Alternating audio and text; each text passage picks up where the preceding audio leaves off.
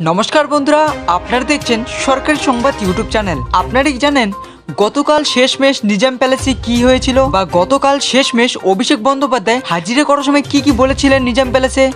জানেন না তো? হ্যাঁ বন্ধুরা, আজকের এই ভিডিওর মাধ্যমে আমরা এটাই জানতে চলেছি যে গতকাল নিজাম প্যালেসের শেষে অথবা আমাদের অভিষেক বন্দ্যোপাধ্যায় কি বলেছেন সেই হাজিরা করার সময়। তো আসুন বন্ধুরা, এবার আমরা মূল ভিডিওটি শুরু করছি। বন্ধুরা, মূল ভিডিওটি শুরু হওয়ার আগে আপনাদের কাছে ছোট্ট একটি রিকোয়েস্ট, এরকমই গুরুত্বপূর্ণ খবর প্রতিদিন জানতে অবশ্যই বন্ধুরা আমাদের চ্যানেলকে সাবস্ক্রাইব করে রাখবেন। তো আসুন এবার আমরা দেখে নিচ্ছি যে কি বলেছেন অভিষেক বন্দ্যোপাধ্যায় নিজাম প্যালেসে।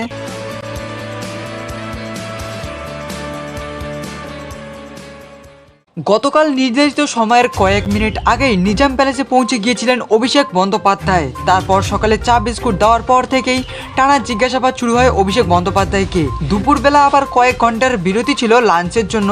তারপরে আবার দ্বিতীয় দফায় জেরা শুরু করেন সিবিআই এর অফিসাররা।